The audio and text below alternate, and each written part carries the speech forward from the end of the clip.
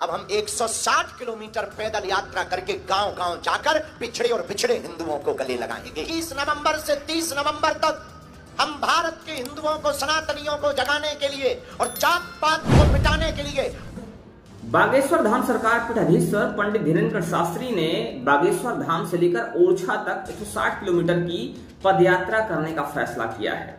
लेकिन इसकी वजह क्या है, आइए जानते हैं इसके पीछे उन्होंने क्या तर्क दिया है। कि केवल हिंदू हिंदू कहने से और कथा में ताली बजवाने से हिंदू नहीं जागेगा।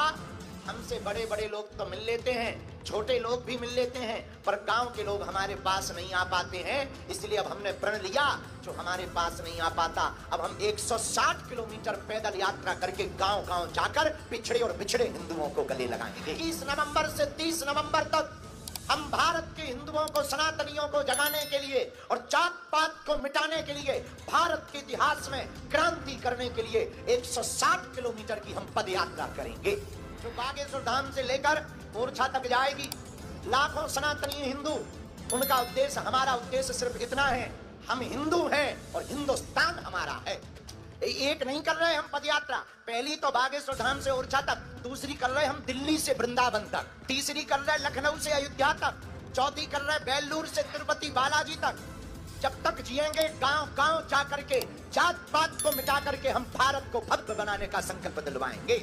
शंकराचार्य, आदि जगत गुरु शंकराचार्य ने भी पैदल यात्रा की, स्वामी विवेकानंद ने विदेश तक यात्राएं की हैं धर्म को जगाने के लिए। हमने समझ लिया चार्टर हवाई जहाज और ट्रेन से धर्म बचने वाला नहीं है। अब गांव-गांव जाकर के हिंदुओं को जगाएंगे। अच्छा एक बात बताओ, हमारी पदयात्रा कैसी रहेगी, सफल हो जाएगी? बागेश्वर धाम सरकार पीठाधीश्वर पंडित धीरेन्द्र शास्त्री अपने बयानों को लेकर काफी ज्यादा चर्चा में रहते हैं। पंडित धीरेन्द्र शास्त्री एक विशेष संकल्प को लेकर भी इस समय चर्चा में हैं, और वो संकल्प है बागेश्वर धाम सरकार से लेकर ओरछा तक की पैदल यात्रा करना। बागेश्वर धाम सरकार के पीठाधीश्वर धीरेन्द्र शास्त्री लगातार भारत को हिंदू राष्ट्र बनाने की बात करते आ रहे हैं और मांग करते आ रहे हैं। वहीं अब पंडित धीरेन्द्र शास्त्री ने हिंदू एकता का नारा देते हुए बागेश्वर धाम से ओरछा तक 160 किलोमीटर की पदयात्रा निकालने का निश्चय किया है।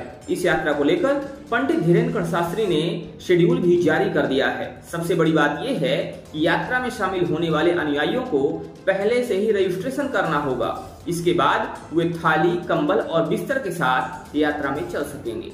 इसकी उन्होंने वजह भी बताई है। गांव के लोग हमारे पास नहीं आ पाते हैं, इसलिए अब हमने प्रण लिया, जो हमारे पास नहीं आ पाता, अब हम 160 किलोमीटर पैदल यात्रा करके गांव-गांव जाकर पिछड़े और बिछड़े हिंदुओं को गले लगाएंगे।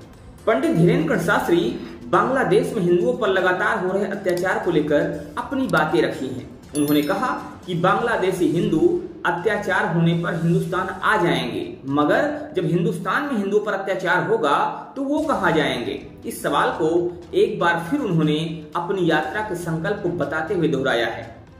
यात्रा के विषय में उन्होंने बताया कि वह हर रोज 20 किलोमीटर की यात्रा करेंगे। पंडित धीरेन्द्र शास्त्री ने कहा है कि हिंदुओं को एकजुट करने और सनातन धर्म के प्रचार प्रसार के लिए वह 21 नवंबर से लेकर 30 नवंबर तक पदयात्रा करेंगे। पंडित धीरेन्द्र शास्त्री 21 नवंबर को बागेश्वर धाम तीर्थ से अपनी यात्रा की शुरुआत करेंगे और प्रतिदिन 20 किलोमीटर चलेंगे। वह 30 नवंबर को ओरछा पहुंचकर अपनी यात्रा का समापन करेंगे। पंडित धीरेन्द्र शास्त्री ने अपने अनुयायियों से भी एक अपील की है। अपने अपील में उन्होंने अनुयायियों से कहा है कि वे पहले रजिस्ट्रेशन करवा लें, जिससे भोजन, प्रसाद एवं अन्य व्यवस्थाओं को लेकर पहले से ही इंतजाम किया जा सके।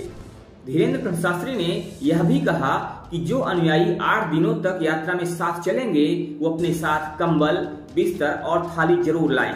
उन्होंने स्पष्ट शब्दों में कहा है कि जो अनुयायी रजिस्ट्रेशन कराएंगे, इसी रजिस्ट्रेशन के आधार पर उनकी व्यवस्था की जाएगी। पत्रकारों के सवालों का जवाब देते हुए पंडित धीरेन्द्र शास्त्री ने कहा कि पदयात्रा का मुख्य उद्देश्य सनातन धर्म को बढ़ावा देना और हिंदू एकता को मजबूत करना है। उन्होंने कहा कि नवंबर में निकलने वाली यात्रा का पड़ाव रास्ते के गांवों में रहेगा। कार्यक्रम को लेकर उन्होंने बताया कि यात्रा में सबसे पहले बागेश्वर धाम से केसरिया ध्वज लेकर यात्रा निकलेगी, जो कि समापन अवसर पर ओरछा स्थित राम राजा के मंदिर में विधि विधान के साथ चढ़ाया जाएगा। अब इस यात्रा को लेकर आपका क्या मानना है, आपको क्या लगता है, कि ये यात्रा हिंदुओं को कितना जगा पाएगी, हिंदुओं को कितना जागृत कर पाएगी, आप अपनी राय हमें जरूर दीजिएगा। बने रहिए हमारे साथ और देखते रहिए आपका अपना चैनल अखंड भारत न्यूज। जय हिंद, जय भारत।